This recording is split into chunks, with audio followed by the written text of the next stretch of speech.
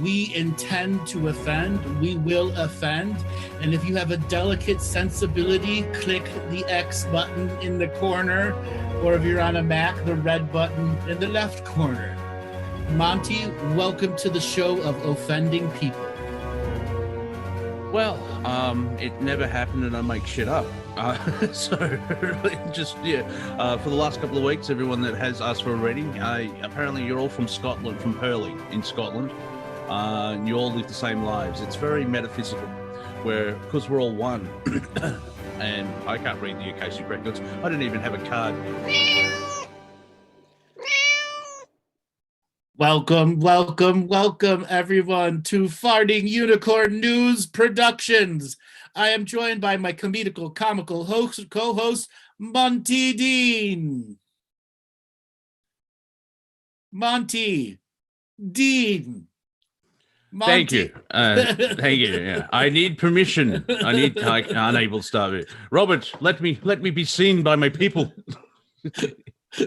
He's being oppressed. He's being oppressed. I tell you, the white man is trying to keep me down.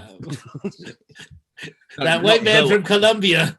Yeah, a white man is trying to keep me. Sorry, I had to clarify that. Not the white man, a white man. Hello, Andrew. It's good to be here. It's the 9th of January where I am. Hello from the future. And yeah, I think 2021 has proven itself, hasn't it? Exactly. It is proving. And as you see our new opening graphics, thanks to all the people on our graphics team, Buzz Hansen, Camer, John, Robert, everyone that is helping us put together Farting Unicorn News Productions. Yes, and my eyes are usually blue, but that's very sort of an olive green. So I only look out. Yeah, I'm scared in the mirror. It's like, who's that guy? He's very attractive, but who's that guy? So, yes. Now we are going to have a comedy show today. And as a fair warning, if you have a serious stick up your ass so far that it comes out your tongue, this is not the show for you. We will be taking the piss out of everything and everyone. So if you are in the school of the left is perfect or the right is perfect, we will be insulting you today. And if you are a triggered idiot that is going to go, no, my side's better than the other side, fuck you, we are here to take the piss out of everyone. Now, both Monty and I have our perceptions of the world, and we love to make comedy our choice to do this. So be ready to be offended.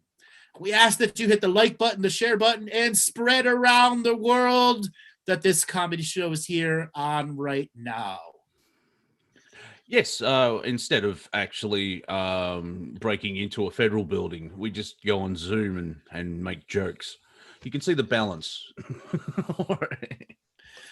Yes, the powerful balance of we are choosing to use our voice, our sovereign expression, to take the piss out of all sides. Now, Sleepy Joe has 13 days to get 12 days to get into office. And right now we still have Trumpistan in chaos right now, as whatever has happened at the Congress and the Senate buildings is starting to have possibly long and serious effects for their iteration of truth. Yeah, their truth, which is just a bit, well, shit, really. Because what's the sacred geometry? What is the point of that building? Because I know you mentioned the whole thing about the ritual of the energy and by cementing the energy of the election, they've already spent 4 years worth of energy and stuff like that. And I was thinking, like, I would. Oh yeah, I used to be. I'll go have a look at that, and now I'm like, I don't want to answer it. It's probably just full of dark energy and probably sapped my soul out of my body. Well, there was a YouTube channel called Legal Eagle that talked about the election and what was actually going on in the congressional journey. And he snapped a single picture that was on one of his YouTube videos that was on the last 2 days that showed the actual box that the certified electoral college box are put into. Yep, yep. And it's a full-on 100% Mason's magical box. The straps on it and the everything. Okay. And that is what was interrupted. The ritual of the electoral college taking it and then spending everything that had taken during this election. The next 4 years has already been paid for. Now, in the next 4 years to come, they will continue to harvest you and pay for new projects until the next election cycle starts, and they can continuously keep the government energetically funded to do whatever it wants to do. Which will suck. It's against the people. That's one thing I've noticed. Like everyone, the perception now is with Congress and the House of Representatives, the whole Senate and lower house, or however you say it. 90% of people are like, wow, they really do suck. Well, they're corrupt as fuck, both sides. Oh yeah. You cannot say that Democrats and Republicans are separate parties because they're all bought and paid for by the same groups. Yep, same here in Australia, where you got the same donors, and it's so Rothschilds. Like, how do you win a war? Well, you fund both sides. Exactly, until both sides are exactly the same. Yeah, and you make sure whoever wins pays back the debt. And I've noticed that on this planet, the only crime you cannot get away with is you have to pay the debt. That's right. Yeah. And I wonder if that's a as above, so below thing. And I may go a bit spiritual Karen with the prime creators, like, what free will my ass is fucking universe, galaxy, solar system, planet. Oh, but you have to pay your debt. Where was that in the contract when I signed it, you little bitch? And that's when prime creator goes, here's your contract. Here's the fine print. Here's where you signatured and initialed the fine print. Yeah, and then I say back to the prime creator, well, fuck you, I'm you, so you suck. I suck. There you go. Now it probably explains why this free will universe, galaxy, solar system, planet sucks. And now the prime creator says to Karen, I want to speak to your manager. That's me. You. Fuck. And then Karen just explodes. Yeah. Oh, look at that. Look at the virility of those young, strapping young men. Look at that. Look.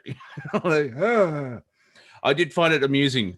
When David Rockefeller allegedly died, was it David Rockefeller? Yeah. Everyone, including the Dalai Lama, jumped for joy. It's the only person in history where everybody across the entire board, what we need to do is have compassion and love. Sir, David Rockefeller is dead. Good. I fucking hate that guy. Pretty much, exactly. I hate that guy. Well, if he's behind China, and we know, China, yeah, free to bet with every copy. There you go. I am the manager. I am the manager. Exactly. I am the manager. Therefore, you must have a conversation with yourself. Yeah. It's like, I want to meet an alien. Look in a mirror. Oh, shut up. Now, one of the things I wanted to take the piss out of here is insurrection, sedition, and this stuff that's being put on left media news. Now, yesterday I called it a faux false flag. Okay. Don't say that when you're drunk. Okay. The government wasn't actually at risk for being, usually when there's a false flag or an insurrection, they kill the congressmen and the senators. Okay. Yeah. That wasn't going to happen. Now, I will say Trump did nothing to stop it. And technically doing nothing to stop it is a breaking of his oath. So that can be a technical version. Is it criminal? Well, people did die on both sides. that'll be determined for the next iteration of season 4's drama. Okay. Yeah. Now, the left immediately went to insurrection, in sedition, etc., etc. But what did the right do? They're worried that Pence and Trump aren't going to work together now. That Pence and Trump have broken, and they're going, I hope that Trump doesn't turn on Pence, but he's such a nice guy. That was what Fox News was talking about in opposition to insurrection and sedition. Well, the interesting thing, what made a news story in the conspiracy world. Mike Pence has unfollowed Donald Trump on Twitter. Yeah, right. That's the level of that's newsworthy. Like someone clicked a button. Oh no, it's gonna end. Like, mind you, he did after he swore he banged his gavel, it's a really hefty gavel. I've got a feeling that the founding fathers just didn't want it to be interrupted. So that gavel is not like it's about 10 times as big than the anyone come. Damn you, whack! That's not a gavel. It's a war mallet. Yeah, exactly. I will strike you down. He was handed something. Someone gave him a handshake, and he was given a medallion or something. And so, conspiracy went. Bah! Well, actually, no, that was the certification that the magical ritual was done, because it has to be handed to the vice president, who's the head of the ritual organization. And if you look at Pensy Poo, he's in a whole bunch of Christian secret societies. Yeah, and he is 100% secret society all the way. I just made a connection as well. The vice president is the leader of the Senate, so there's a bit of balance, isn't there? And in the Senate, he's referred to as Mr. President. Someone was angry when they came up with that. It's like, well, let's piss off the vice president. He can be called president in this room for 4 years. But that's the ritual title. Oh yeah, I know. But we have to separate what is in the Constitution for the layman and what is in the Constitution for the illuminated secret society. Yeah, I understand that. I just it sounds childish. The whole thing was like, I am the vice president. Let's call him president for 4 years. You bastards. You bastards. Exactly. Thanks for that. It is fascinating, the whole Constitution and just the rituals of it and just the weirdness. Now, I'm from the West. I'm in here in Australia. We have the Westminster setup, and it's almost the same, but at the same time they've still got this weird rituals and ceremonies.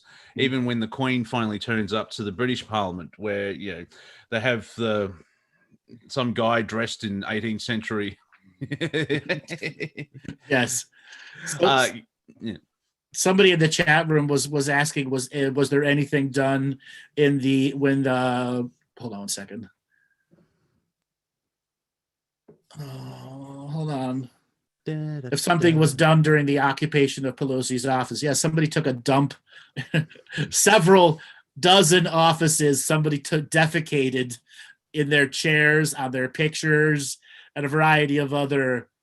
How the fuck can you get up there and defecate and not leave fingerprints? Yeah, and not leave fingerprints. So I'm wondering. So what you're saying is, right now there's some black witches saging the building, trying to get all the energy back into place. That's a good way to put it. And if we want to have a little fun with it, it's not just black witches saging and stuff. It's wizards with toolboxes trying to put together the construct. There's an ad. Do you have our malfunctioning rituals place? Then come to Wizard Mechanics. Hi, we've heard your sacrifices aren't working quite well. Maybe you need to rejig the alignment of the stones. You're the handy wizard. Yeah, the handy wizard. Don't you just hate it when you're sacrificing a 6-year-old boy and it doesn't go quite right? And the energies just won't transfer. Call Handy Wizard. Now, you don't want to upset the demon that you're trying to invoke through a portal. You want to have that connection correct. Exactly. And now for a limited time offer, we will give you something special. And don't forget our 2-for-1 deal, where we do home office and and ritual site. Yeah. Now, you imagine the bill that's going to come from bringing the energy construct back. Yeah. There's some wizard contractor going, this shit ain't gonna be cheap. Gonna be a lot of overtime. Yes, I know this is government work, but you're gonna have to pass a whole law just for this one. Yeah, this is gonna take a while, people. It's really fucked up, man. What did you have go through here? Haven't you been watching the news? Oh no, I don't watch the news. It's all fake. I write the news. It's all fake. Exactly. Sean in the chat room, does your satanic ritual look outdated? Does it need a good new look? We can bluster it up for you. We can use the bedazzler using crystals.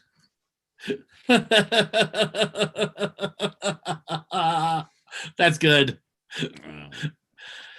All right. So now that we've stepped on the toes of the left and the right, we want to take some suggestions from our audience.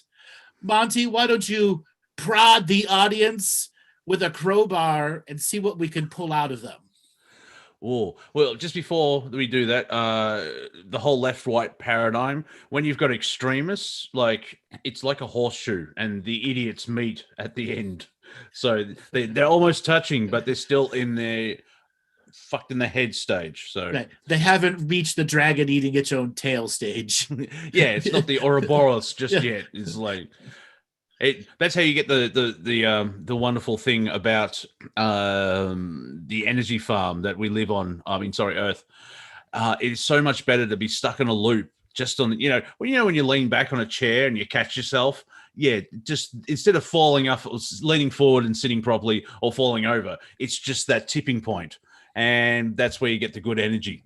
You call it kicking the can down the road, and so leads to a question for people in the chat. Well, it's a two-pronged question. Like, what do you see happening in 2021, and what don't you see happening in 2021? Well, actually, no, we have to do that separately because we're all intermingle. But what's the most insane thing that you could see? What's the most insane thing that could happen in 2021, where everything is possible but nothing is real? No solar flashy. Well, yeah. Well, there'll be solar flashes, but not the one that we're talking about. Yeah. So. Alien distraction, nothing. If we could only have a year off. Can you imagine the Team Dark? All right, chaps, we've been going for a while. Let's just take 12 months off and see what happens. So somebody was saying somebody in the office getting shot. Well, with the amount of charge and polarity, there's a high potential that somebody in the cabinet might get offed. Yeah, you'll notice, like, no disrespect to the loss of human life, not good. However, it probably won't be someone that important. But it wouldn't matter to the left. Oh no, it could be Joe Schmo's second cousin's roommate.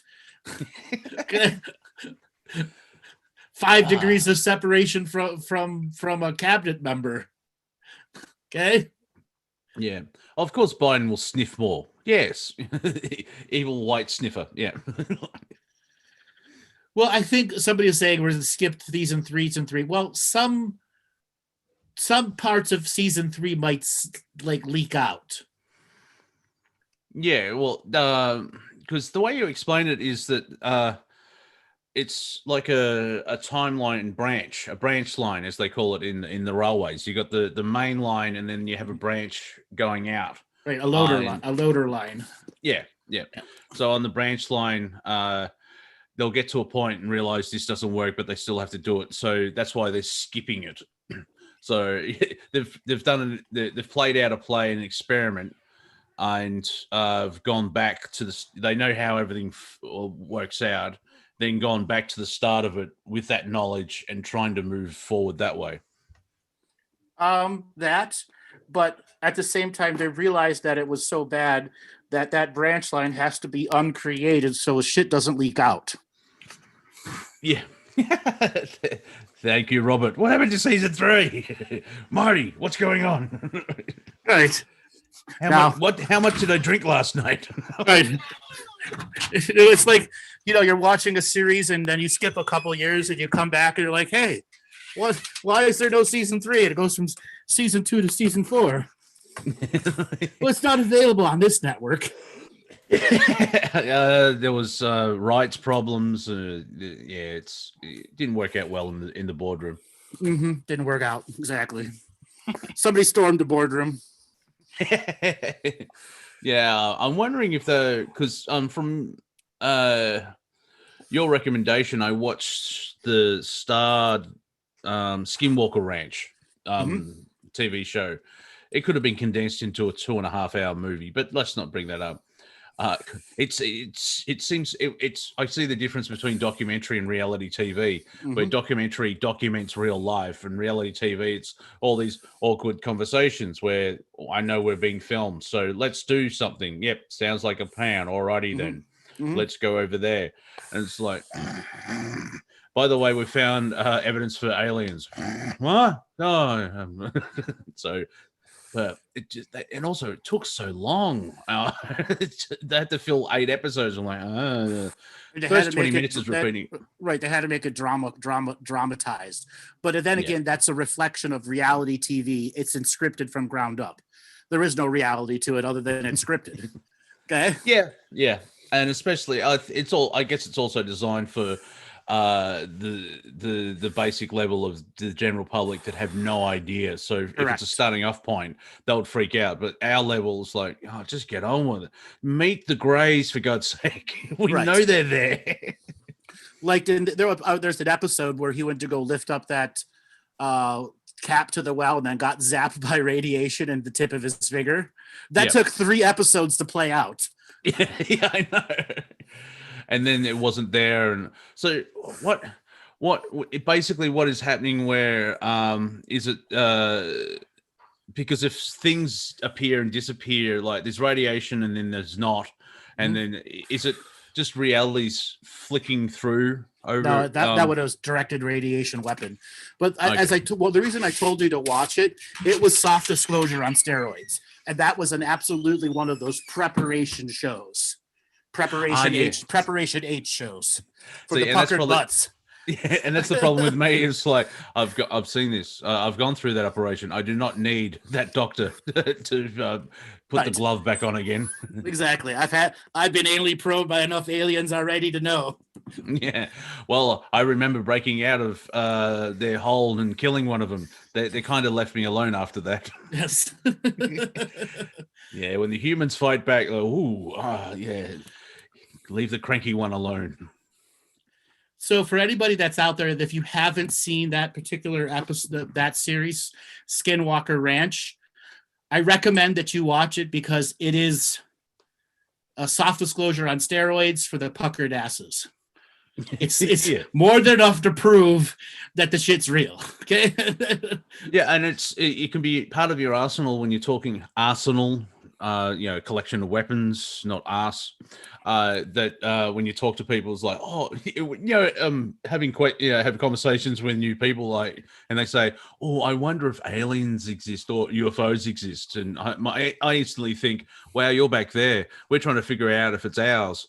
So there's a timeline there, but you can use the Skinwalker Ranch TV show as examples because they use all scientific material and experiments, because it's that the mainstream scientific method where they'll probably dismiss Andrew completely because they can't prove what you're doing apart from when you're constantly right. So you can actually use Skinwalker. It's like, well, what about this? Well, in this show they did this and it's documented, so it's a good way of prying open the programming of So, like, I find atheists funny because they don't believe they exist because we're all God. Yes. So, The yeah. atheists are going to have a much harder time than the Christians.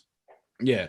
I'll remember when we went through like if disclosure happened tomorrow and like 17 things that happened. Yes. And we got to the point where, the Christians and the Jews and the Muslims all freak out. And then we got, and the atheists, because they'll turn to religion and they'll see they're freaking out as well. Exactly. So they get the double freak out. I'm like, wow, there is God. And then you hit the religion. There is no God.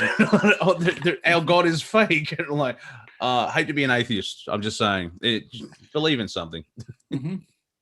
The worms will not consume you when you're dead, and you'll be just a memory in those that live you lived with. Yeah, well, to me, that's just like, why have children then? Why pass on the pain? Because they're not taking responsibility to the longer beings of how larger beings that they are. Yeah, a virus with shoes, as Bill Hicks would say. Virus with shoes. Exactly. Yeah, and science has turned into a religion because I can't remember. I would like to know when. It was probably in the 20th century where science used to be, wow, let's look at nature and see how it works. And now it's let's control nature and make it our bitch. Well, science is politics' bitch. Mm-hmm. Yeah, you have to listen to me. So you have to believe Andrew. He's wearing a white coat. Yes, a lab coat today. Science is sexist. Well, yeah. It's funny where the whole trans community and everything else like that, where free will, it's fine, but we're told that gender is made up, but the science is settled on climate change. Well, you can't have but either science is made up or it's settled. It's sort of in the between. It's settled till it's proven wrong. That's the old school way of doing science. We believe this, but what about this? Oh, fascinating. And expand, like even Einstein, where his theory of relativity, his wife said you got it wrong, so now he's got this special theory of, you know what I mean? Yes. And I think, correct me if I'm wrong, Einstein was open enough to, if someone had a better idea, he would go with it because he was that level of scientist. Mm-hmm. Well, considering his wife wrote most of his theories too. Yeah. Ladies. And to person that's asking, the TV show, it's the TV show Skinwalker Ranch on History Channel. The other Skinwalker Ranch that was done by George Knapp, who had visited there many, many times. That's a different movie. Okay, yeah. Yeah. And it's interesting that got through, because usually when mainstream, or when these things are made, that they twist it and like, apart from K-Pax, name a movie or TV show where aliens are good. Yeah. That's a tough one. E.T. Well, E.T., yeah. There are some out there. There are some out there, not many, but the majority of them are bad because they need the villain. Yes, yeah, it's like Mac and Me. I think I've seen Mac and Me. It's because there was, remember, for about 5-10 years, it was the whole alien invasion routine, like the Battle of Los Angeles, where see, that's an interesting story. What, 41 was it? It was before World War II, when the United States ended World War II, and an alien in a UFO was trolling the Los Angeles because they kept firing at it. It was just there. That was World War II. That was in World War II. Yeah. It was during World War II. Okay. Yeah. It just they spilt their their Arcturus coffee onto the dashboard, and the cloaking device misfires exactly. And then it's like, oh crap! And then they brought in, so that's 7 hours of them being fired at, which is probably about 6 minutes in their reality, trying to fix the chameleon circuit and get out of there. Exactly. Well, the fat finger on the cloaking device happens quite often.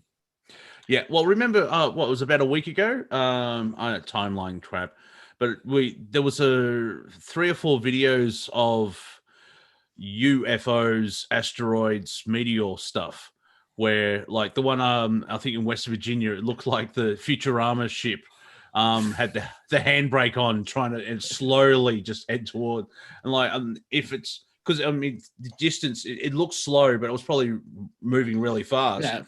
But that thing had to land. And why wasn't, where was the landing site or And crash where was the site? where was the explosion? Exactly. Yeah, explosion. And no one in the media pointed that out. Like, where's the town of Smith? I don't know. It was here yesterday. Yeah. And then I think it was in Los Angeles. The asteroid stopped. It sort of expanded out to a mini galaxy and then starting to spiral. It's like the Greys are drunk again. Yes, the Greys are using fireworks again. Yeah, it's like, all right, Timmy, I'm just going to take you out for a spin in the new UFO. You're on your L plates. It's time to learn how to fly a UFO. No, don't press that. Don't press that. Oh, dear God, stop pressing all that. Yes, don't hit that button. Because it's just weird where it separated and then it started to sort of do donuts and spirit.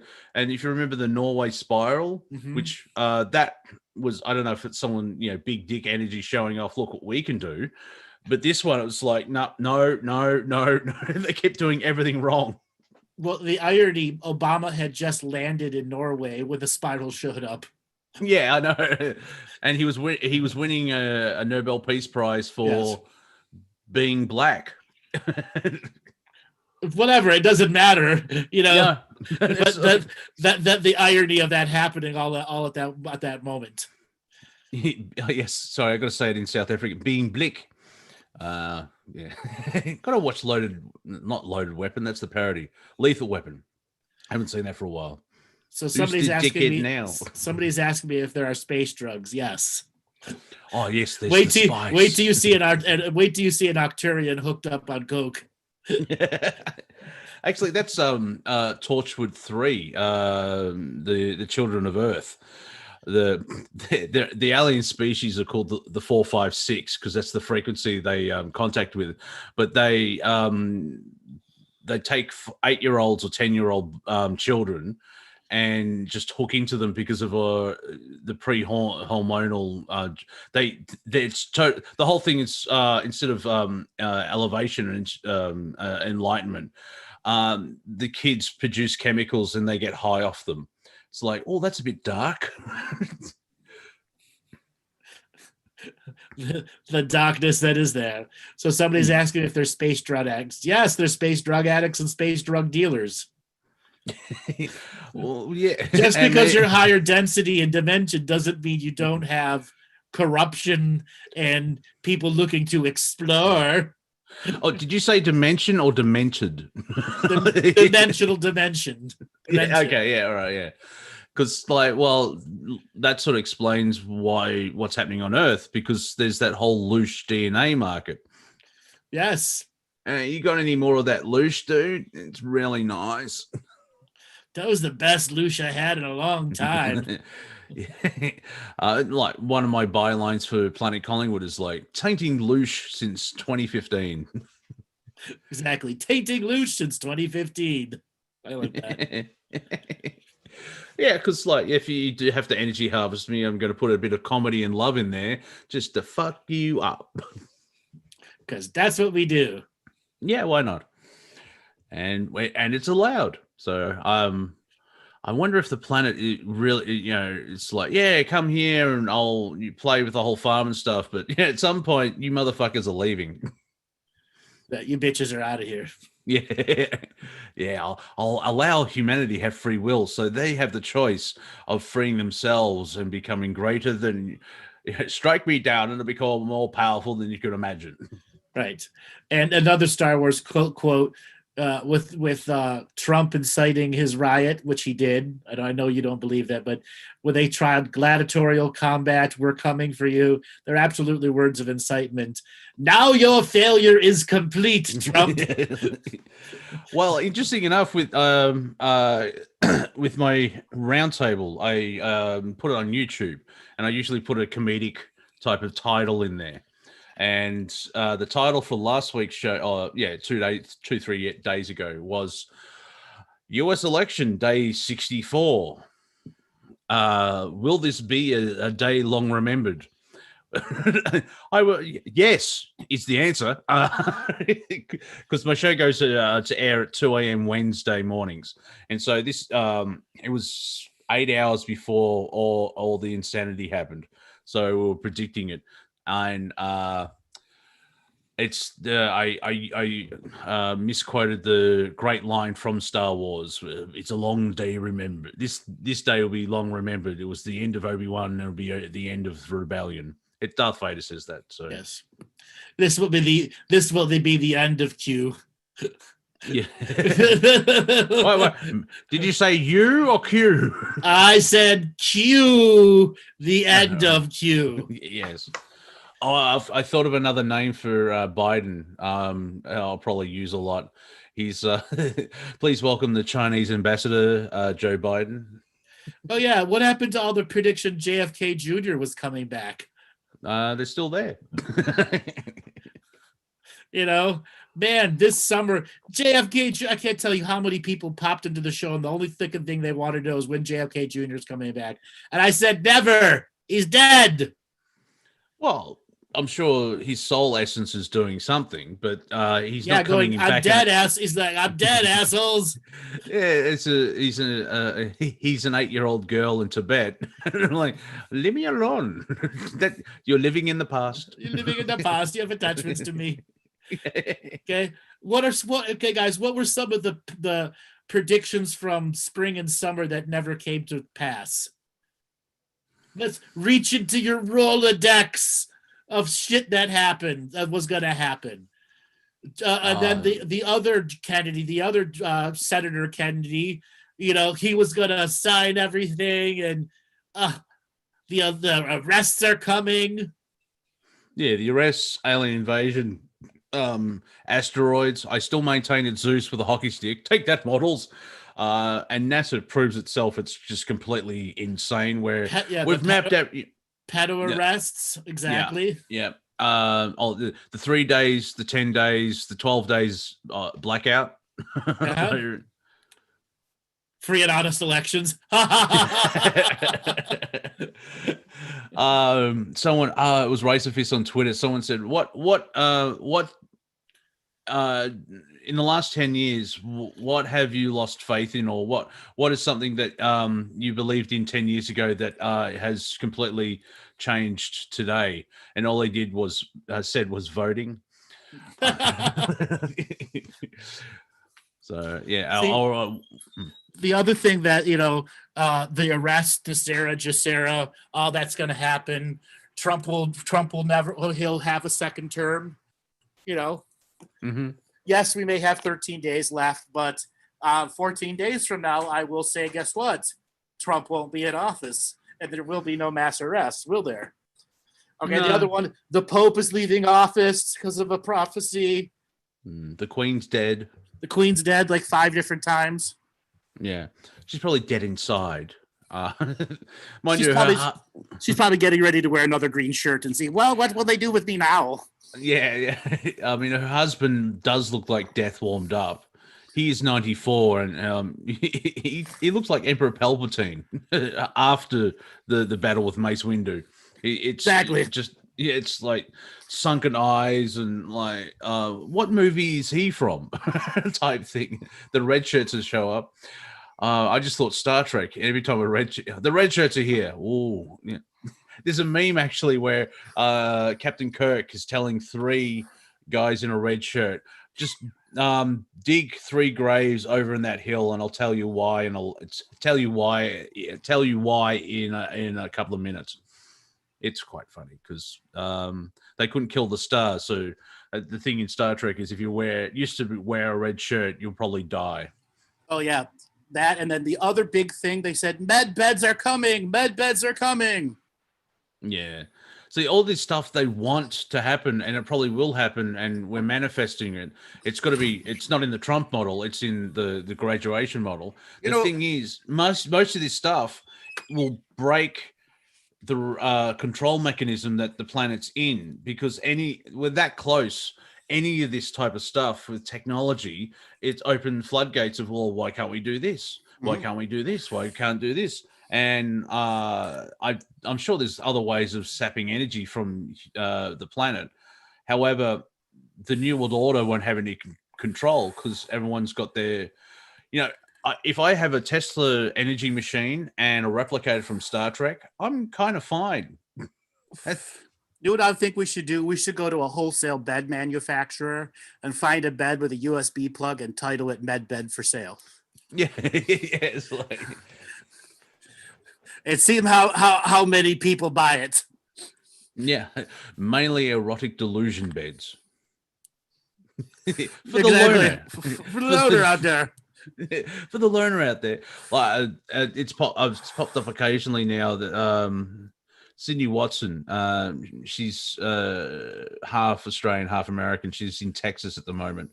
She moved to DC and like, yeah, this place sucks. So she went to Texas and feels quite at home. But she did a 20-minute video on how OnlyFans is basically preying on how everyone's lonely.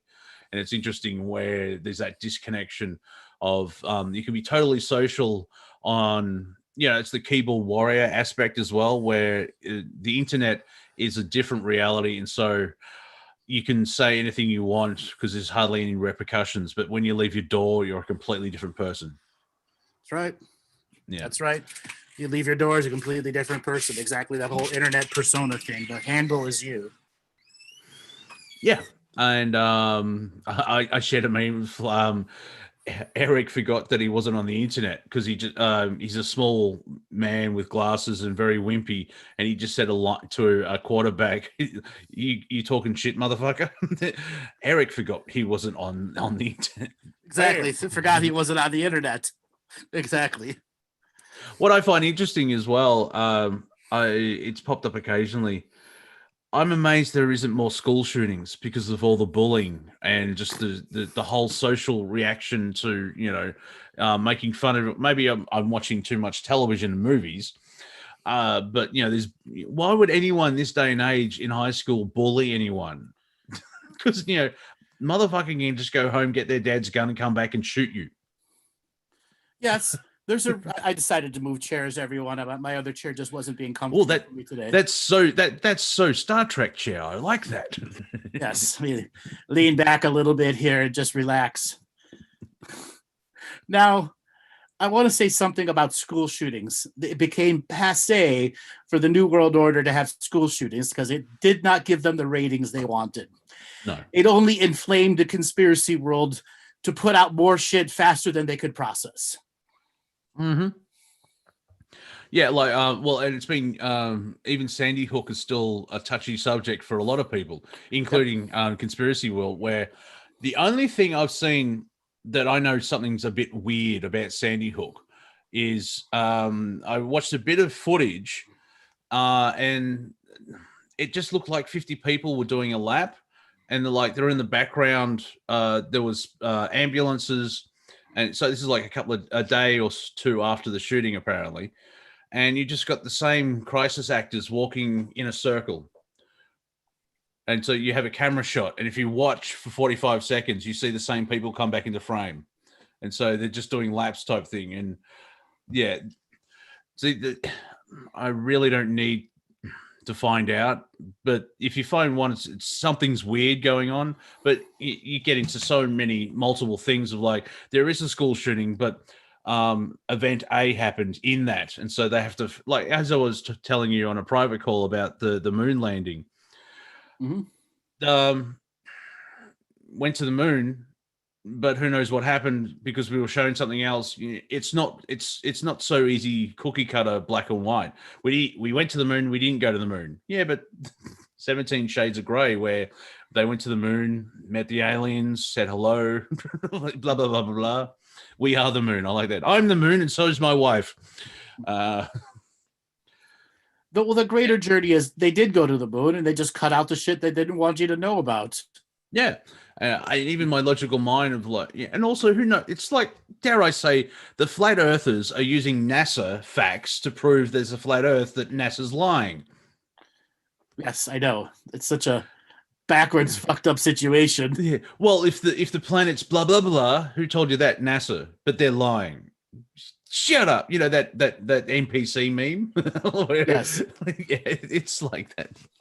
And of course, NASA never a straight answer. So Yeah, well, never a straight answer will not give you a straight answer. yeah. It's like, is it Richard Dolan or no, who's the other chap? Not Falco. That was the his wife. There's a famous guy that knows NASA, and he combs through all the stuff, and you can see like there was glass domes on the moon in the video. It's, but who knows if someone's could be doing a psyop from decades ago where they've manipulated stuff back then, and then someone, Richard Hoagland, thank you very much, with a good heart, and finds this evidence. You know what I mean? It's not them. They found this evidence, which is a 99.9 truth, but there's an element of you know what I mean? Where like, who knows anymore? And obviously we'll end up go inside and create a reality and become a sovereign being, which is your legacy and birthright. Amen, brother. Preach to the choir. Preach to the choir. I do have to, like, I my comedic brain, every time you say aho, are you trying to start a fight with me? You are aho. What's the actual meaning from that? Obviously it's better than amen or a woman. So aho is a native indigenous American term, meaning we are in agreement and let it be truth and praise. Yeah. It's an affirmation. Okay. Yeah. So like on Battlestar, so say we all. It's so say we all. Yeah. Yeah. It's just, I giggle when I sometimes hear aho.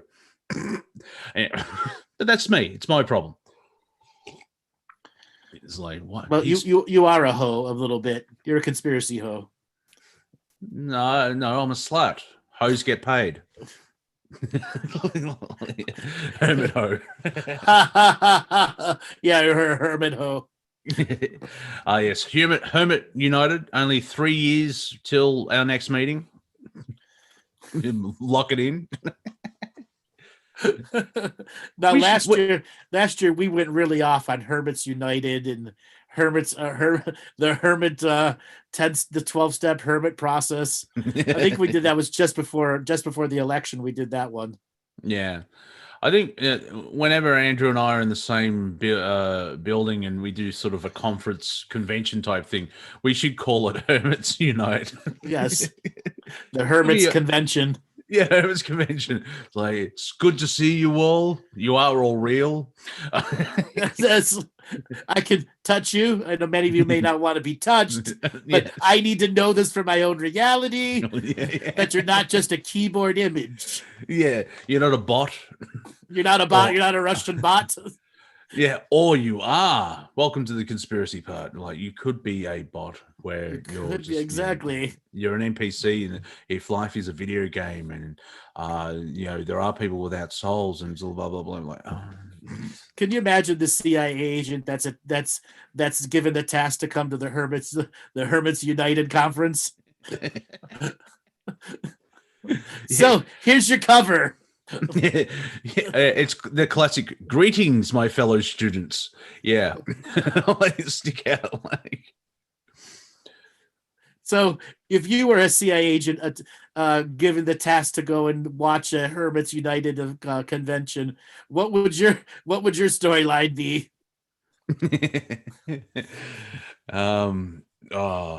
Well, the FBI is terrible at it because they keep trying to get people to blow things up, and everyone's like, "What's wrong with you? We ain't like that, you fool." No, I don't need a pipe bomb. I'm writing a letter. Hermits causing COVID. Which is kind of ironic because hermits have been socially distancing for years.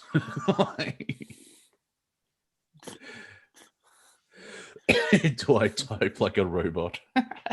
Yes, you type like a robot.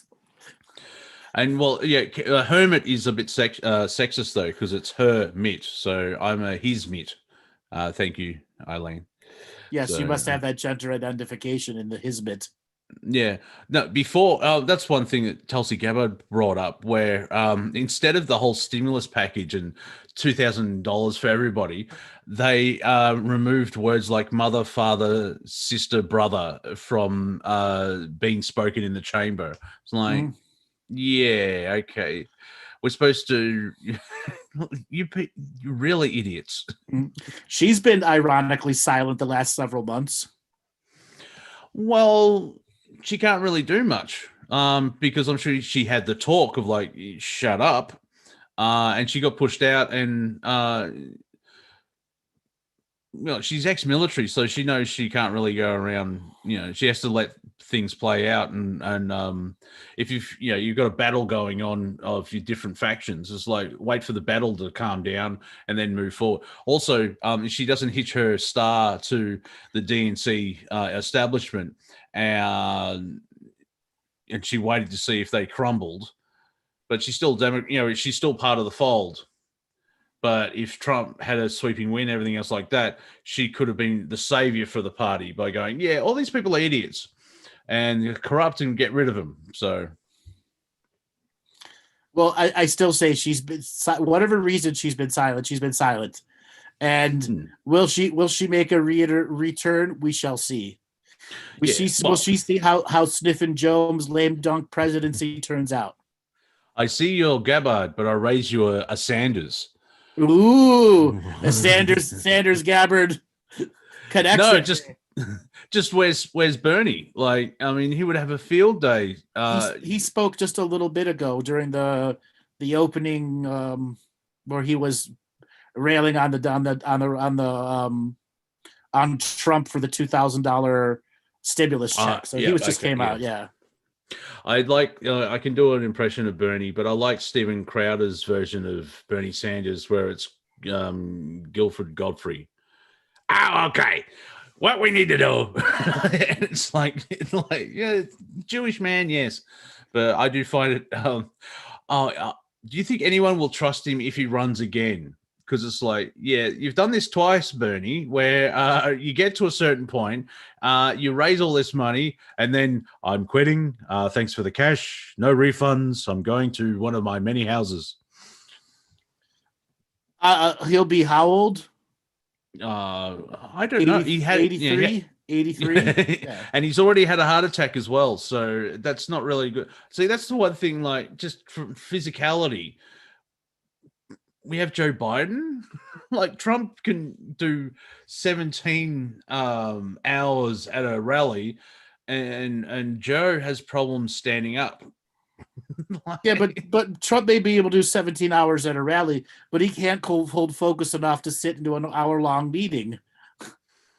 well, Joe could fall asleep during an hour-long meeting. So yeah, I understand because Donald's on vitamins. So we'll see. Yeah. Methamins. Oh, that's right. Yeah, she's a Hindu. I think she's not part of the big three. So That's that's funny. Tulsi. Yeah, Yeah, Tulsi Gabbard. I get it. She's yeah. on a new path. She's got four arms. So she has 4 arms on her forearms. So does that make it? She has 16? No. So yeah, Ron Paul audit the Fed was fun. That was never going to happen though. No, it's only been 113 years. Yes, and there'll No, be hang another on. 113 years before they audit the Fed. Yeah, 107 years. My math's bad. Just even doing that. Yeah, this is the fun part of they're freeing humanity. Sure. But as I said yesterday, the man with a stick doesn't care about your piece of paper. Right, they're freeing humanity one cow at a time. How big's the herd? 7 to 20 bean. Yes. And what do you mean they're freeing the cow? Yes, they're sending him to the slaughterhouse. I didn't have this thought of doing it, but I can see why the stupid idea of mass murder and like life is pain and you can go to heaven. So why don't I just go around shoot everybody? free will obviously is the first thing of like, no, don't do that. But some crazy nutbag is like, oh, but this is the reason that I'm killing everyone. I'm freeing them from their pain, and they're going to meet God. No. Thanks, Ryan. 50 Shades of Conveyor Belts. And then the token cow. Thank you, Eileen Sully, for that one. The one token cow gets freed. Oh, like Thanksgiving, where the president pardons a turkey. Yes. The one cow gets pardoned from the herd. Yeah. Look, am I not merciful? That one cow out of 20 billion. He was a good cow. Yeah, good cow. Yeah. He had lots of potential to lead the herd, and we freed him. Our savior. Exactly, our utter savior. Ha ha ha ha ha. Oh, dear me. So we're still, go ahead. We're at a point here where we've got to engage the audience. So if you are listening on Facebook, YouTube, Twitter, Twitch, or anywhere else and want to become part of the conversation here in the Zoom room, Robert is going to put up some information of how you can enter the Zoom room. We are going to be opening up to callers in just a little bit here. So for those people that are already in the room and want to have a comedical conversation with them, go ahead and raise their hand. So if you are on Facebook, YouTube, Twitter, or Twitch, go to zoom.us, enter the meeting number 911-001-1974, and the passcode is 457-500. And if I'm speaking too fast for you, the information is on the screen. You can also call it via your phone. All the information is there for you. So come one, come all, hit the like and smash button, smash the like button, and hit subscribe. So everyone, we've reached virtually the 1 hour mark. And for those of you who don't know what it takes to be comical for one straight hour without a break, Monty was going to give you a piece of his mind. Was I? Yes, as I am now passing the comical torch to you of how hard it is to remain comical for one straight hour when most comics do it for 9 minutes. Yes, yeah, with the whole improvisation, or if they're playing theatre sports or Whose Lines It Anyway, you have a framework. But Andrew and I just turn up and go, so stuff, eh? And we just ride the energy out. It's usually an hour, and then we're like, oh, I'm tired. Yes, we've reached that point where I don't know what else I can make funny, and then shit just comes in its own way. Yeah, and we meet up half an hour beforehand, and we walk the fine line of trying not to make each other laugh. It's like, exactly. Save it for the show. Yeah, should have seen us in the green room. We're awesome. We suck now, but before. Yes. So has anybody raised their hand, or we got a bunch of chicken shits today? Oh, full motherfucking chicken shits. Yeah, there's four heroes. All right, let's look at these 4 heroes and pick from one of those heroes. And all you other zeros out there will just have to sit.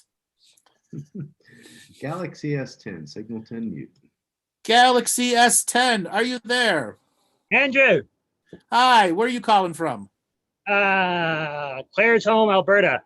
Claire's Home, Alberta. Welcome to the show. Are we making you laugh today? Yeah, most definitely. What are we making you laugh about? Well, a lot of things you say, I can't remember anything because I'm I'm nervous. I'm on the spot. So bear with me. But the joy of talking to us. Oh, it's right? like March last year where the lockdowns happened and the draconian measures for the virus kicked in, and half the conspiracy world's like, oh shit, it's real. Now what? Fuck. Yeah, now exactly. What? Oh shit, it's real.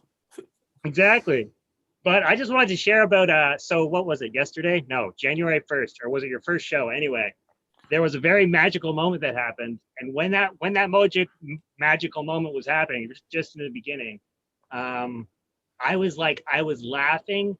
I had this deep laughter and tears because it was like the magic of that moment just made the daily grind and the of life. It just made all that just seem so absurd. So I just wanted to say thanks for that, because that was a really cool moment.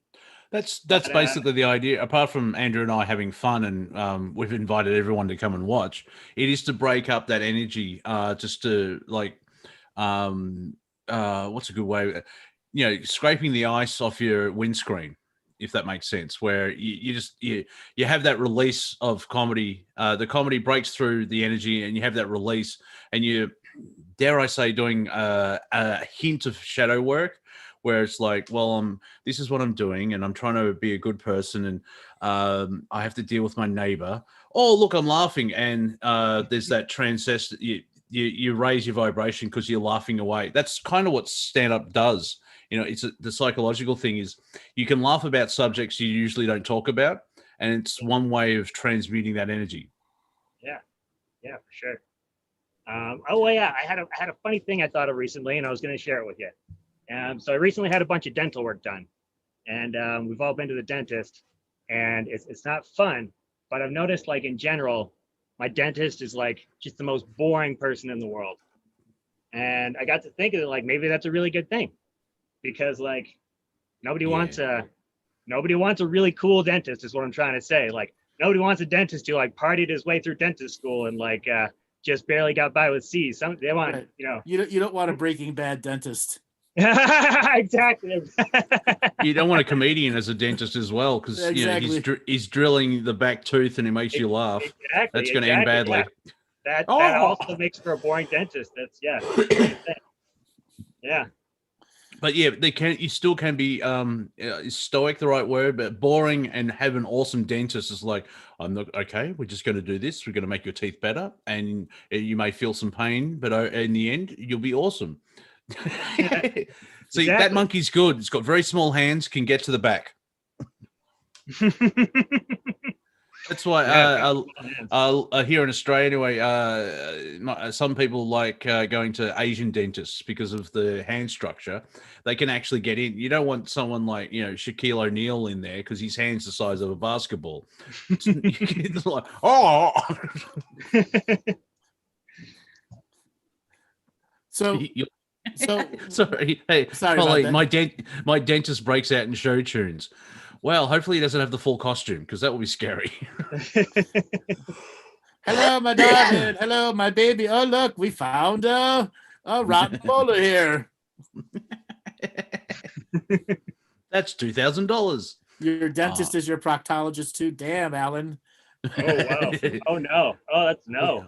What medical school did he go to? Oh, thank you. Well, you have hemorrhoids, so we're just going to go through the throat. Yes. What was the good joke? We're gonna put teeth implants in your hemorrhoids.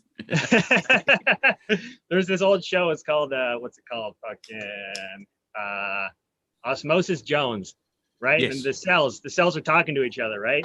One of the cells says, "I'm gonna go down the hemorrhoid section, get myself a good lawyer." That is an awesome film. It's half animation, half real life. It's Bill Murray and Chris Rock is Osmosis Jones. And the idea is that Bill Murray's body is like a city, the city of Frank. And William Shatner is the mayor. And they're all, the police are white cells. And then David Hyde Pierce is a pill to an actual pill, not a pain. He's been infected by a virus, and the virus is trying to get better by killing people quicker. And it's a comedy, and I like it. It works. It's fascinating where as far as humor, like your body, using your body, and we always like to laugh at ourselves, right? So like there's so many innuendos and jokes to make about physicality and whatnot when your characters are little pieces of the human body, Well, yeah, all the germs of the mafia. So, like, take this cell and impact him on, a pimple on the face. like, you're gone, motherfucker. Bang, bang, bang. Yeah. That's the nightclub. The nightclub was the pimple. Was the zit. Yeah. So yeah, it's. I think it's over 10 years old. But really good idea. So, if it resonates with you, watch it. It's worth seeing once to just see the humor of it, and it's like it's not the same as Roger Rabbit, but it's a mixture of animation and live action, and it works really well. Yeah, absolutely. If we're gonna start talking about shows, one thing I wanted to bring up too was the Star Trek. in the new Star Trek Discovery. It like started it off a little weird, but the latest season has been pretty grand as far as sci-fi things. But it like I thought it was total garbage. That was garbage. Yeah. What made you think it was garbage? The fact that Michael Burnham is whispering whenever she wants to go. When super serious, she whispers, puts her head sideways on her shoulder like that. Right. Whiny fucking dialogue. Right.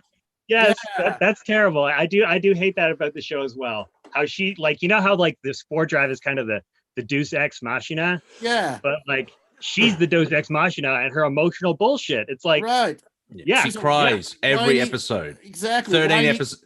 Whiny cunt. Yeah.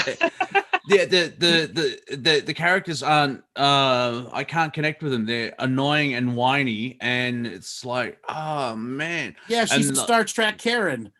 Yeah. Right. And yeah. I don't mind watching it as a sci-fi show with its problems. I'm just wondering why it's called Star Trek. Because it's not this it's not Star Trek. Yeah. Right. Yeah. It's kind of like they're focused on the emotional things and not the logical scientific things.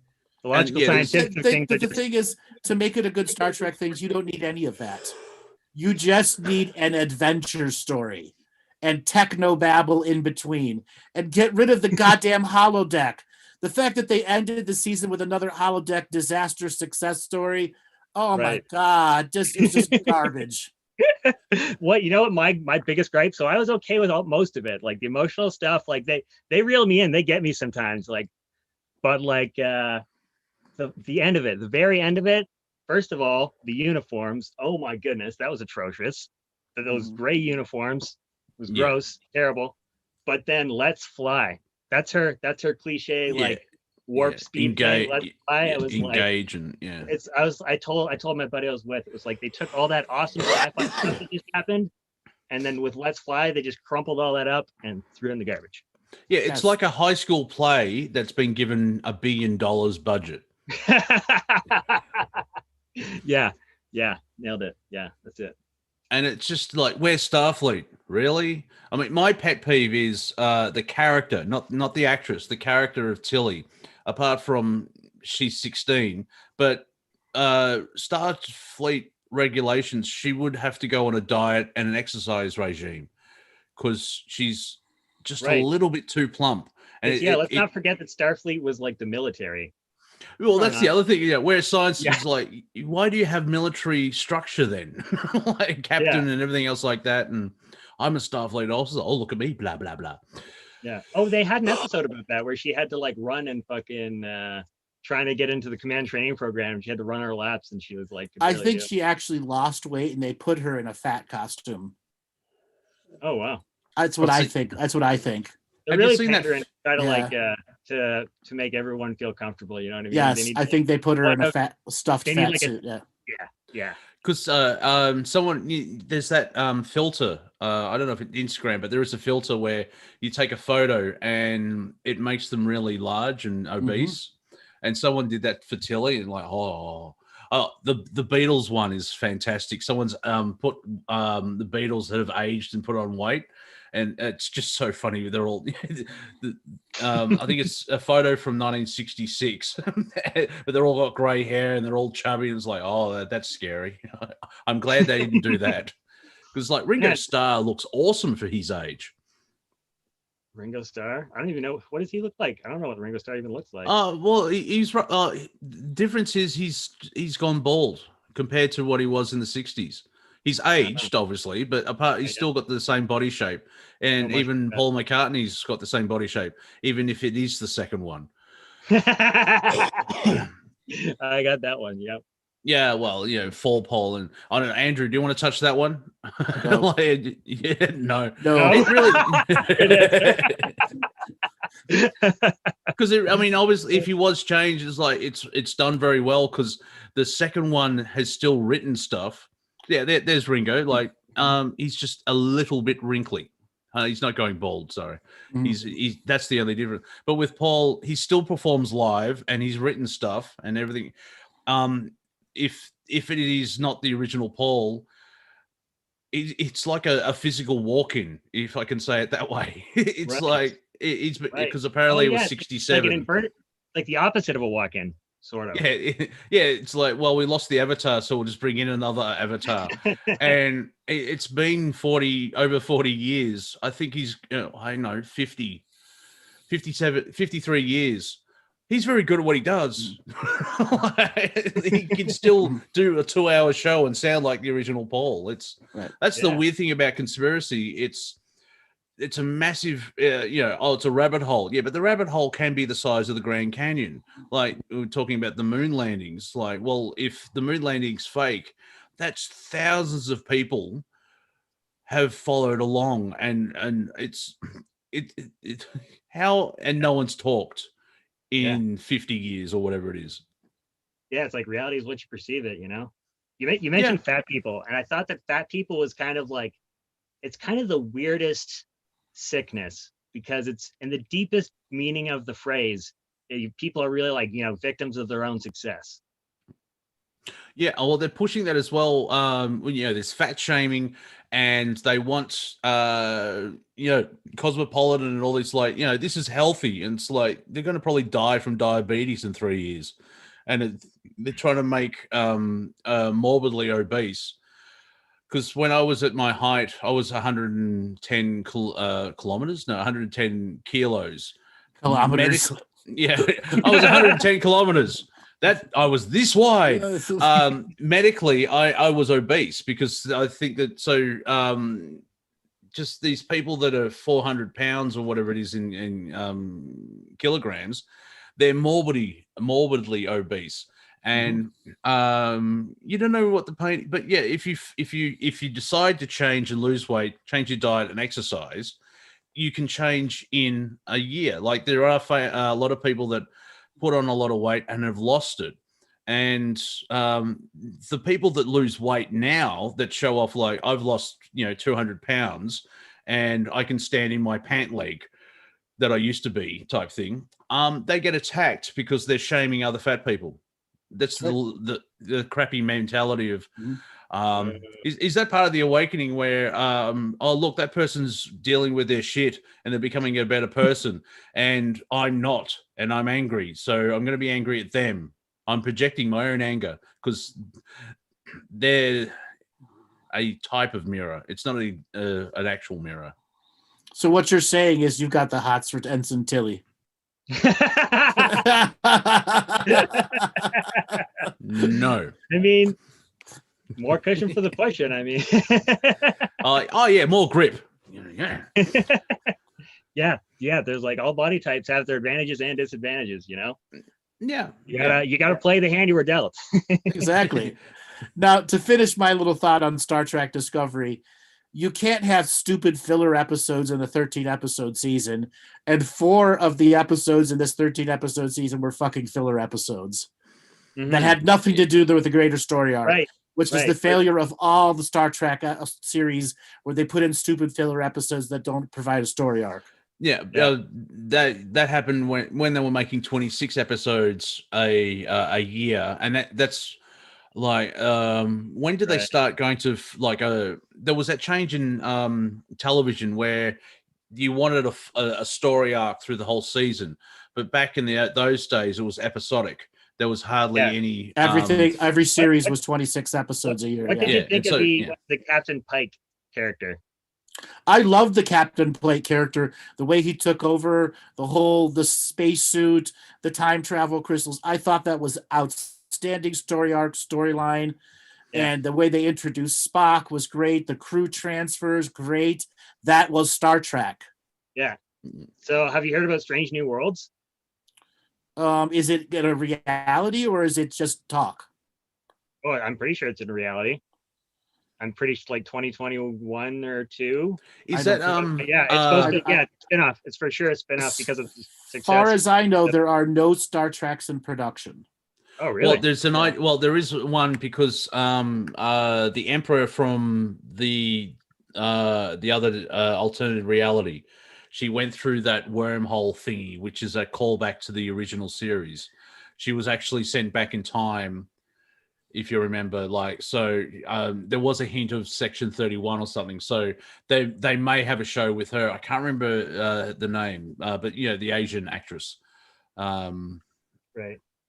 I can't remember, but yeah, I think they were trying to do that, like start Disney, because I'm wondering, is Lucasfilm going to change their name to Lucas Television because they suck at making films, but they seem to they seem to be doing well with TV, and like in the last last month. Disney announced we're making 10 seasons, 10 different TV shows for Star Wars. Like, all right. Good luck with that. Yeah. I mean, I'm okay with. I like all the sci-fi things. Like, I'll take all the sci-fi I can get. I watch most of it. So like, I was I told Howard, I was like, if she says let's fly again in the new season, like I'm done with Discovery. And then he's like, no, you're not. And I was like, you're right. I'm watching it, but it's just watching it once. So I think I'll probably buy. I haven't bought any, but after watching The Last Jedi, I thought, no, I'm watching Star Trek, and so I watched from '66 to 2005. It took a while, but I watched all of it. And some of the stuff where, like, The Next Generation, I didn't get into the original series, but I can appreciate it, and I'll probably watch it again. But The Next Generation, after season 2, that's when their writing really picked up, and just the ideals that Roddenberry had of humanity being greater and working together and being nice, that had great stories. There was emotional impacts and everything else like that. With the new stuff, like, did you see any of the Lower Decks show? Oh, I see. Yeah, that was great. I liked how it was little self-contained episodes, just like the old TNG era, you know? Yeah, I by the 4th episode, I dispute that it's a comedy because I didn't laugh once. It was just, really? It was, I didn't connect with it. It was too street talk. Because Next Generation, they spoke like they were in the 23rd century, and then you watch Lower Decks, and they're talking like they are now. Right, but I think that's because they, you know. They're like that's their whole bit, is that they're not the best and the brightest. They're the B team, you know. They're second contact, you know. But I found I like the cartoon. I think they're trying to get on the heels of the Orville. You seen the Orville? Oh, yeah, great series. So I just looked up real quick. There's no release date, and everything that indicates here it's not even in production yet. Oh, well, yeah, there's a small lockdown happening on the planet, so the entertainment industry is freaking out. And if you've seen Wonder Woman 84, you can see, like, because nothing's been released, everyone focused in on that, and it's such a terrible movie. It's backfired. And of course, Hollywood, you fail upwards, so they're making a third one. Oh my goodness. The DC universe is just like, ugh. It's just, well, the live action one is, but I've been watching a lot of the animated stuff, and they get it right. And just discover that universe, the direct to video stuff, the apocalypse. They just finished their continuity where all 15 films are all connected, and it's joyful. Yeah, you've watched some. You might watch them all, haven't you, Andrew? Yeah, because the DC universe, like, they can't have any continuity because they keep fucking it up and having to, like, recast the characters. So there's, like, no universe continuity like you're wanting, like that you have in the Marvel universe. All that cohesion, there's, like, none of it. It's just this hodgepodge. And you're like, there's a multiverse or something. DC. Yeah, well, an example of that is they didn't have a plan. They were trying to catch up to Marvel with the Avengers. And why did the third film was Justice League? And well, no, you need to introduce all the characters and then they come together. They should have done that way. Why have Aquaman after Justice League? Because it messes up the continuity, because it's like, well, hang on. So is that another timeline? And that's the thing I hate about things like even Doctor Who's done this, where they're changing the retcon stuff instead of like the original up until Enterprise, and then the time travel thing kicked in, which branched out. But from Shatner and Nimoy right through the Next Generation, Deep Space Nine, Voyager, and I think the first 2 seasons of Enterprise, that's all one story. Yeah. like your life. And it's not like Hamlet, where Hamlet's just the same thing, but you can see 400 different versions of it. That's cool.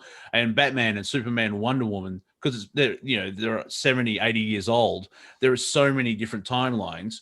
But what made me happy was like the Doctor, because the Doctor is almost an immortal being. You have a through line. It's the whole history of the show up until a certain point, and then it got retconned. It's like, oh no, there's all this other stuff, and it's like, well, who cares? Because if the Doctor's immortal, they'll never die. So why should I care if the Doctor's in a precarious situation? So one of the other reasons DCU is not being successful at creating any form of long-term story arc is they're not securing the actors 5-9 years in advance. Yeah, and until they do that, there will be no continuity. Yeah. See, like, I mean, I love the show Gotham, which is its own little pocket universe. Right. Where you get to a point where you have to, where like, if you actually have the timeline of when Batman was created in 1938 or something, Batman today would be dead. Like, Bruce Wayne would be dead. Yeah. There's no way Bruce Wayne would be alive. Superman and Wonder Woman will be. Bruce Wayne would be a MAGA guy. or Damien, his son, and all that, that type of thing. So you have to sort of reboot things and all that type of stuff. Bruce Wayne is key. Bruce Wayne is key. Well, I didn't mind Batman Beyond. That kind of worked. Yeah. But it's with Gotham, I don't know if anyone's thought the idea, and they probably won't do it, but they could actually start as the cast gets older, they could start doing movies from the Gotham universe, or from that. Yes. Because I can't remember the name of the actor who played Bruce Wayne. I think he's mid-20s. You just give it 5 years. He could actually, because it's a pet peeve. Andrew and I agree. Where I do not need to see Thomas and Martha Wayne being fucking killed again. Because do not need to see it again. Nor do I need Spider-Man to see fucking Uncle Ben die again. Yeah, or see, that was the good thing about Marvel is they brought in Spider-Man finally because they had a deal with Sony, but it was 6 months after all of that. Because how many Spider-Man films? 8, like in the last 9. No, sorry, 9. Yeah, there's been 9 Spider-Man films in 20 years. Wow. Yeah, and like really. Wow. I mean, I'm upset that they're rebooting Battlestar Galactica because that's only a decade ago. But Spider-Man, there's 3 different versions of it. I mean, they even released a movie into the multiverse. It's a good film and it makes sense. Yeah, it is. But it's got to that point where it's like another Spider-Man film. Okay. I do like Gotham. You don't have to do any of that. The concept of Spider-Man, like I really enjoy that concept. Like I've had 12 times more dreams like swinging through a city with fucking Spider-Man ropes than I have had dreams flying around being Superman. You know what I mean? Just seems way more fun. The swinging motion just seems more cool than just floating and moving. You know, I remember having a lucid dream of being a Jedi. I think it could have been connected to the Orion Wars, where it was a bleed through from a past life or something. But it was like, oh, cool, cutting down lizards. Well, yeah. It's the interesting thing where it was a dream where I was watching myself. It's not when you actually have a dream where you've got your perceptions from the eyes. It's you're outside of the scene. Third person, yeah. That's fun. Like trying to dream theory. Well, I had a dream. Well, that could be 17 different things. Well, brother, thanks a lot for calling in. We're going to move on to the next caller. Yeah, awesome. Thanks for talking to me. We'll talk to you later. All right. Yes. Robert, let's spin up the wheel of callers and see who is next. All righty, Krista Massey. Krista Massey, are you there? Still muted. Krista, hey, guys. How's it going? Hey, where are you calling from? I'm in Napa, California. Napa, California. Welcome to the show. Are we making you laugh? Always. What are you laughing about? Well, she's in California. Well, I really can't hang with the comics. I can definitely try to grapple onto it. But what is the deal with breatharians. Dumb. Oh, so we got ourselves a breather. I think Go ahead. The body can survive without food and water for a long period of time. But what happens when you don't, have air? right. Okay. Taking it a different way. Yeah. I'm doing that on purpose, inversing the process. So if you don't have any food or water, what happens? You die. Right. And I think, Right. is it a link back to what, millions of years ago, where you could self-sustain your own energy, but you're in a human avatar and it needs water and Mhm. food as well for nutrients and everything else like that. So if you go around breathing, you can do it for a little bit, but what is it, 3 days? What's the, if you don't have food in 2 weeks, you die, but if you don't have water in 3 days or No, you something can like go food. You can go food up to 60 days without food. It's all about, it's how much muscle you have on you. But 4 to 6 days without water in a standard environment. Yeah. Yeah, but the thing is, if you, depending on your muscle, well, that's technically food because you're eating yourself. Right. That's what I'm saying. How much muscle and fat you have on yourself will determine how long you can survive. That's why I'm saying the Dachau death camp people were getting about 10 to 18 grams of protein a day. Right. And that One put them big into starvation mode. Right. Right. One more topic. Help me with Dark Side of Oz.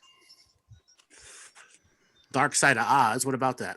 With Pink Floyd, synchronistically. Oh, yeah. Okay. You want to take that, Monty? Well, it's you can actually play Dark Side of the Moon to the Wizard of Oz, and there's a lot of synchronicities going on. And I think it's just a happy coincidence because the band would not spend so much time writing all that to that film. But I mean, who was the first person? How high were they? It's like, I know, let's put on Dark Side of the Moon while watching it, and then realize you can do it with anything though. Thrash metal works really well with motorsport. There's just because you see the patterns and everything else like that. I call it the game of It Fits, where I used to get stoned and just put on music and watch television, and you try and find the synchronicities between both. But that one seems to be a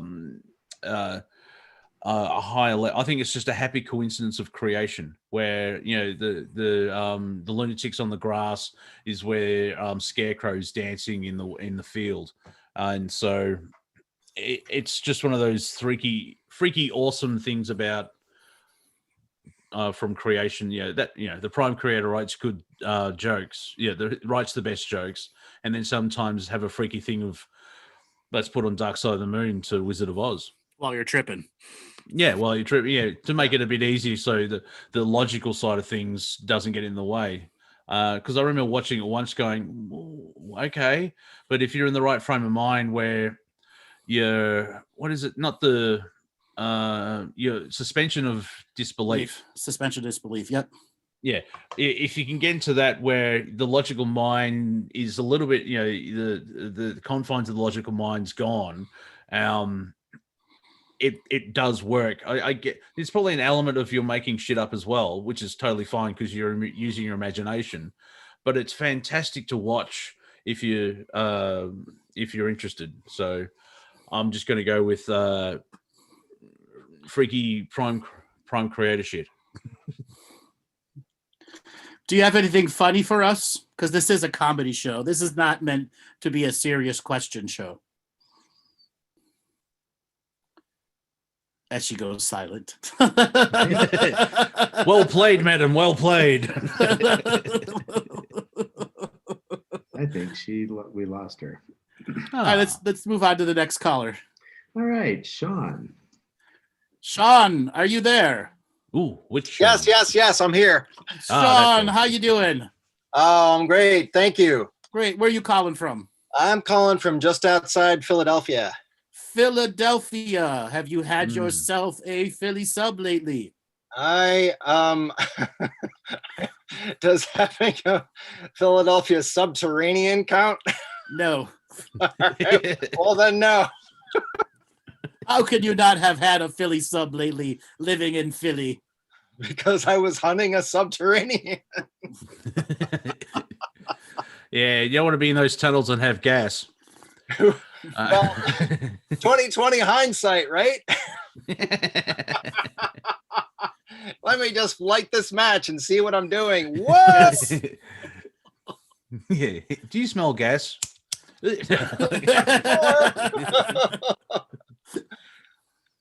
First off, hey, Andrew and Monty, thank you so much for putting your energy and this effort and play and work into our sphere and the world right now. You are welcome. You're welcome, but we do it for ourselves. Let's be honest. Like, the only thing we've done is allowed you to listen to our conversations because we can do this by ourselves. It still we do.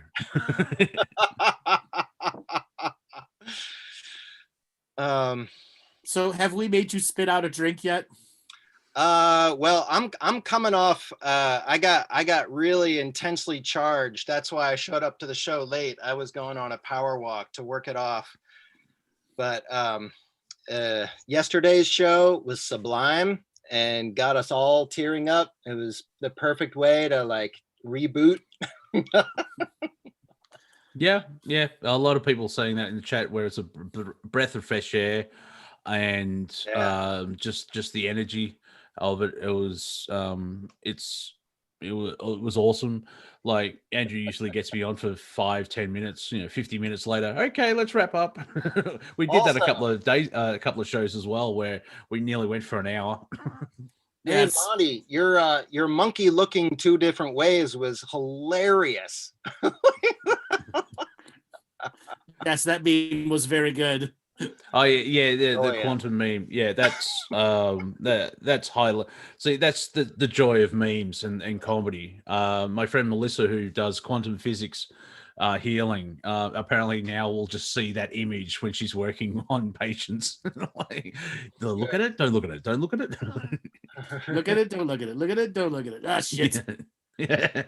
Also, a point of order. How much potty mouth am I allowed? You're allowed to have a lot of potty mouth. Shit, fuck, Yes! motherfucker. Yeah, but natural, not punctuation. I'll just don't go Australian on us. I know a guy that actually would start every sentence he would say with fucking, even if he said, he would say fucking cats. He would, Sure. It was like he would announce just I'm speaking by just going fucking hate that. Said it twice. It's a trope. Osho did a whole presentation on the word fuck. Well, apparently Nicolas Cage on Netflix has got the history of swearing, and apparently it's hilarious. So yes, I watched the first episode on fuck yesterday. There's 6 episodes on all the different swear words, or 7 episodes. They're all 20 minutes long. Outstanding to watch. Awesome. Yeah. Awesome. Not for the kids. Well, as many people here know, I use the C word a lot, which thoroughly upsets my Europeaner listeners as their butts and sphincters pucker. Oh no, he said it. Yeah, well, that also is used in some Australian speak as punctuation, and it could be a term of endearment. G'day, cunt.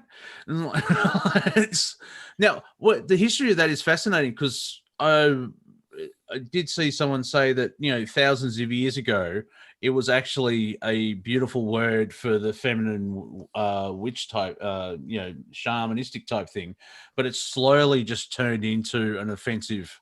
Because I was watching a documentary about King James and his wacky version of the Bible.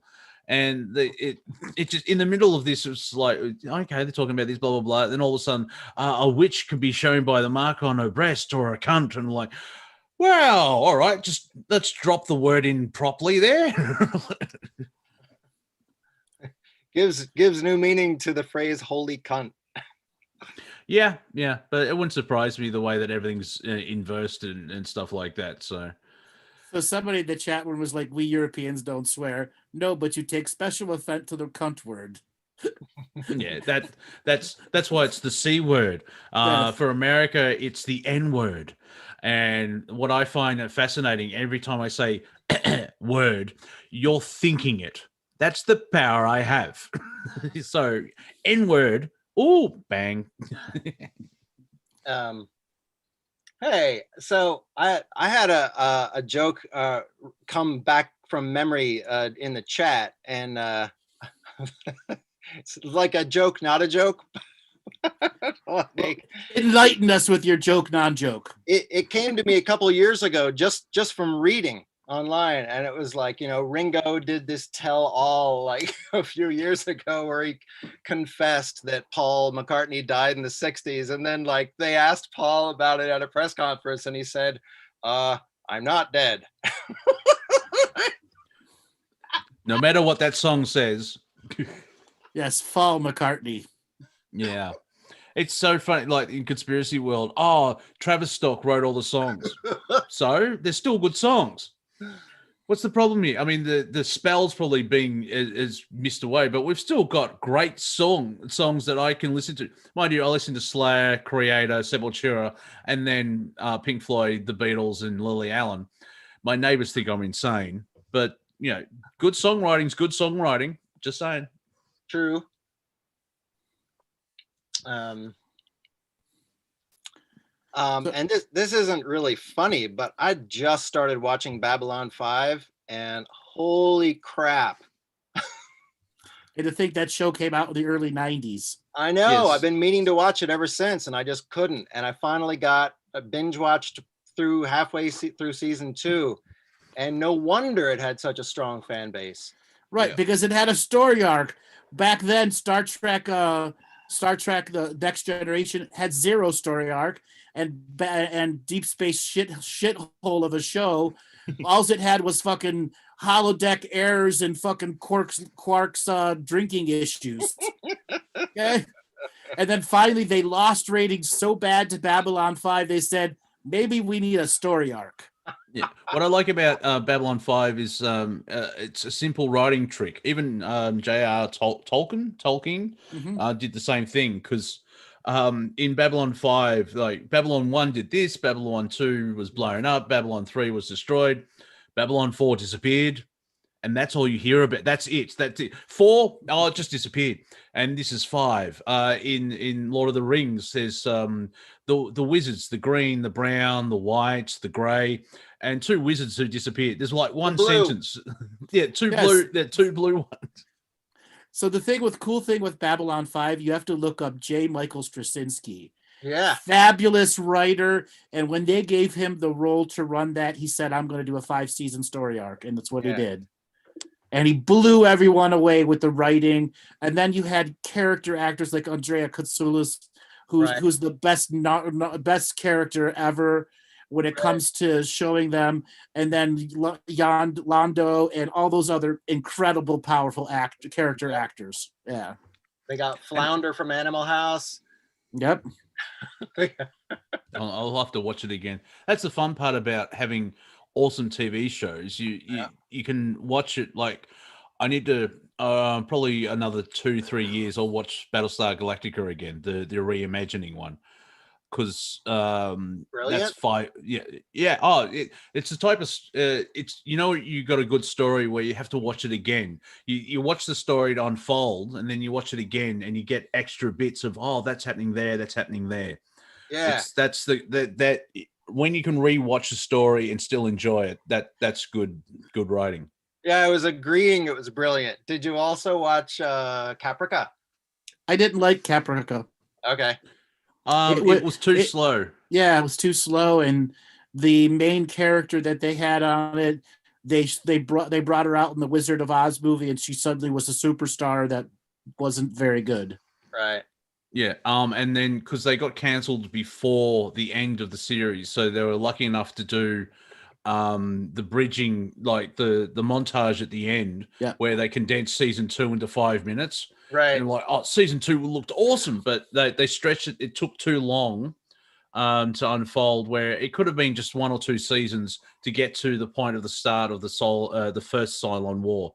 but it just stretched out, and I'll still probably buy it so I can watch it because it doesn't take away from Battlestar. It's like dare I say Rogue One. You don't have to watch it, but if you want to watch a movie about that first paragraph in the Star Wars crawl, there is a movie for you. It's like, oh, I wonder what that's like. You watch it, and if you like it, cool. If you don't watch it ever again.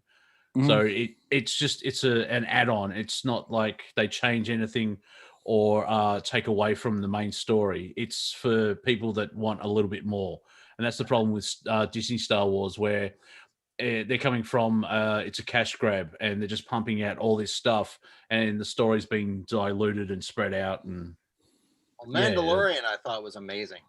It was, and it's going to keep on doing good. Yeah. Yeah, that was okay. Maybe because I'm against the original trilogy, where it's such a high benchmark. It's not the same, but we've had crap for 8 years. It's brilliant for Disney Star Wars. However, Star Wars, it's a whole galaxy, so it can be anything. The thing about the sequel trilogy that I hate is the spirituality is missing. And they think they don't realize, like George Lucas actually said, to make a good story, it's the psychological underpinnings, and that's where the whole thing it's spiritual based, and then everything else revolves around it. Like Luke and Vader and Anakin and like the prequels, the whole Clone War is a false flag, so Palpatine can take power. Exactly. And it's just fascinating stuff like that. But then, you've got Rey, who apparently can do everything. Yeah, including compromise. Super week. Rey. Yeah. Yeah. Like, there's no time jump between Force Awakens and Last Jedi. There's a year from Jedi to Rise of the shit. But she can do all this stuff without any training, without even knowing stuff. And it's that everyone wins, everyone gets an award for participating angle. And that's the good thing about The Mandalorian. You can see Favreau and Filoni have brought in stuff like Ahsoka said about Grogu, Jedis need to train and have focus for 15 years. It's like towards Rey, where I'm super because I can do everything. I'm a girl. Where's my trophy? Yeah, hello. This trophy's not big enough. Yeah, God, you suck. And of course, yeah, I love how I get called sexist and a bigot because I think a script is written badly. I didn't realize scripts had gender, but 2021, Speaking of like sex balancing and spirituality, I thought Golden Compass was amazing, but I didn't see it until after it was already no more sequels. And I thought it was as powerful spiritually as Star Wars. It was because it was. Yeah, and the reason Golden Compass failed is because the studio fought about what they were going to do and how much they were going to pay everyone. Right. Yeah. Remember good storytelling? Something that doesn't exist in Hollywood. No, they keep bringing it back. I watched the first season of Dark Crystal: Age of Rebellion, I think it was called. That was brilliant, but it cost way too much money, and that's why they're not doing a second one. It's like you need, even if it's a movie, you need to connect it from the series to the movie. There's still a bit missing in between. And the movie as well, it's only 90 minutes long, and it just moves. It's bang, bang, bang, bang. And you don't get bored. And watching a latest Doctor Who episode, I'm like, la, la, because it's all this filler and slowed down crap. That's the thing where storytelling, movies losing their, not importance, but you can tell a story in a movie, but people want so much more that, we'll stretch this out to 13 episodes. And if it's bad storytelling, you get filler episodes or pointless stuff where okay, why did they go there? Nothing happened. All right. And somebody mentioned John Carter too. It's another brilliant movie. I like that. I enjoyed it. Apparently it's a flop, but because it was too good. Yeah, but that's people liked Lost, but then people hated Lost for the way it ended, and I'm like, So well, what was wrong with John Carter? It wasn't enough of a kids movie and had too many adult perceptions in it. And that's what gave everyone the confusion. What is it? Is it a kids movie? Can I take my kids to it or not? And a lot of parents took their kids like, oh fuck, I don't want them to see this shit. yeah. And me, who is a big kid, I enjoyed it. Well, I remember watching Aladdin, the animated movie with Robin Williams, and I was my late teens, and me and my brother went to see it, and we were laughing all the way through. But we could see kids laughing at the kids' jokes and adults laughing at the adults' jokes. Exactly. That's a good show. A good movie, kids movie, is when there's enough adult content there, so the parents aren't bored as crap. Right. And I'm being pissed off they spent $100 to bring their kids there. Yeah, basically, yeah. And that's sort of the defense of Star Wars is for kids. Yeah, it's your inner child. Your inner child doesn't grow up. And who wants to be an adult anyway, especially in this reality? It sucks. I'm tired of you wake up, oh crap, what do I have to eat? Like sometimes you need your mum. Just give me food. Sometimes everybody needs their mom, including mom. Yeah. Yes, Yeah, even moms need their mom. Yeah, there's like a lineage all the way. I think also, I don't know if it's the God spark in me where it's like, yeah, we have to eat again. Fuck this routine. Can't I just be? God needs his or her mom. God just needs a booby. Yeah. Here's a question for you. Who is the grandfather of Jesus Christ? Booby theater. Who is the grandfather of Jesus Christ? Those are one of those answers you're not going to get from a Christian. I'm traveling Jesus. God. Uh-huh. My comedic shit stirring element of me is I want Jesus to come back just to shut most of them up. Look, I'm an example, you fucking idiots. I'm not your Lord. Why the fuck are you doing this drink my blood shit? I said that. What are you guys, vampires? What are you doing to my altar boys? On the KKK, we hate blacks, we hate Jews, but we believe in Jesus Christ. What, the dark-skinned Palestinian chap who was Jewish. Exactly. So, all right, brother. Thanks a lot for calling in, Sean. Thanks so much for having me. I love you guys. Thank you. All right, Monty, let's call it an end to the show today. We have had a tremendous amount of laughs. We touched into a lot of people, and we will be back not this coming Friday, but the next Friday. And we will be back this coming Tuesday. I will be on an air with Martina Grubmuller. So this, guys, everyone let you know, we have changed our show schedules. We will not be doing 10 shows a month anymore. That was a little too much. We're moving down to 6 shows a month. So every other Tuesday, we will do a show. And then every other Thursday, Friday, we do a show. So back-to-back shows, Thursday, Friday, every other Thursday, Fridays. And every other Tuesdays, we will be having our show. So, Monty, why don't you give a way for people to get a hold of you? I am on the YouTube, Wafer Thin Entertainment. I have my weekly roundtable on Revolution Radio. And so if it's 2 a.m. Wednesdays mornings on New York, Washington time. So if you miss it, it is archived on the YouTube channel. If you like a good meme, I can be found on Instagram at monty.dean. And I'm on Facebook as well. I think that's all. And Twitter, while it's still there, at Real Monty Dean. So I just share thoughts, and I'm memeing up. I'm a memeologist now. I also can be seen at my local shopping centre or mall, and I'm not appearing on public transport anymore because I have a car. Wonderful. And you guys know how to get to me. Go to my website, andrewbartzis.com. You can find me on Facebook, YouTube, Twitter, Twitch, and all those other places. All right, Robert, take us away.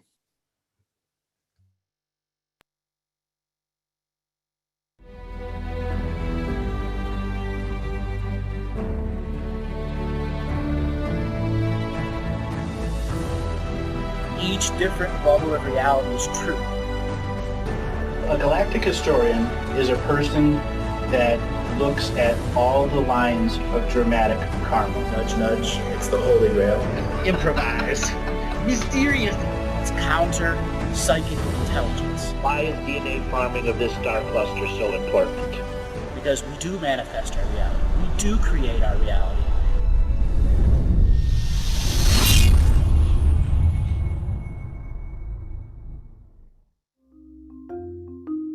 Hello, let's create, let's co-create, and let's change this world with love. No matter if you're from Alpha Centauri or Earth, we all began with the same birthing process. We live in a limited point of view. Living the mystical life daily is about striving for the unlimited point of view. Each day, each human being gets an infinite amount of choices. Living the mystical life daily is about facing obstacles and challenges. The level of awareness that you are working at means you have a responsibility to be equal with it. How does one truly let go of expectation?